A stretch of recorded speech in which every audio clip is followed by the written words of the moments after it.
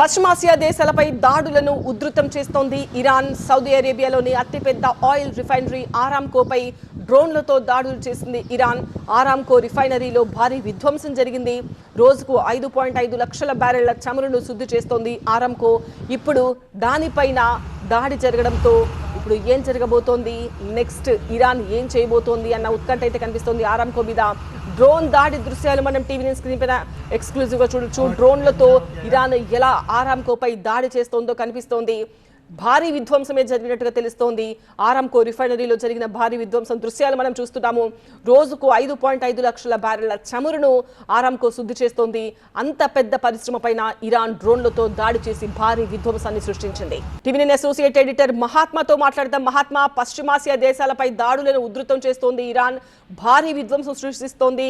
So oil శుద్ధి చేసే Aramco పైన దాడి చేసింది. దీని ప్రభావం ఎలా ఉండొచ్చు, ఇరాన్ నెక్స్ట్ ఏమేమి చేయబోతోందని అనుకోవచ్చు?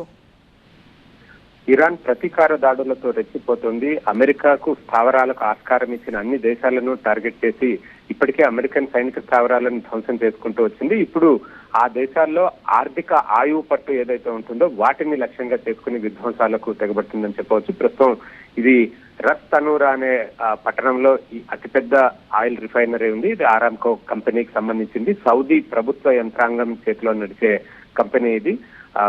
రోజుకి 5.5 లక్షల బ్యారెళ్ల చమురుని శుద్ధి చేయగలిగిన సామర్థ్యం కలిగిన అతిపెద్ద ఆయిల్ రిఫైనరీ. దాని మీదనే డ్రోన్ తోటి అటాక్ చేసింది. సాధారణంగా మిసైళ్లను ప్రయోగించినప్పుడు వాటిని గాల్లోనే నిర్వీర్యం చేయడానికి ఎయిర్ డిఫెన్స్ సిస్టమ్ పనిచేస్తుంది. మిసైళ్లను చాలా వరకు రాడార్లలో కూడా గమనించడానికి ఆస్కారం ఉంటుంది. కానీ ఈ డ్రోన్స్ ద్వారా తక్కువ ఎత్తు నుంచి వాటిని ప్రయోగించడం కారణంగా అవి రాడార్లో గుర్తించలేకపోవడం, ఆ కారణంగా యాంటీ డ్రోన్ సిస్టమ్ ఉన్నప్పటికీ అన్ని డ్రోన్లను సమర్థవంతంగా ఎదుర్కోలేకపోవడం కారణంగా ఈ నష్టం చోటు చేసుకుంటుందని చెప్పవచ్చు. ఇప్పుడు సౌదీ ఆర్థిక ఆయువు పట్టు లాంటి ఆరామ్కో సంస్థ మీదనే టార్గెట్ చేసి ఇంత విధ్వంసాన్ని సృష్టించింది. డ్రోన్ అటాక్ కారణంగా అక్కడ భారీ ఎత్తున మంటలు, పొగలు ఎగిసిపడుతున్న దృశ్యాలు మనకు కనిపిస్తూ ఉన్నాయి.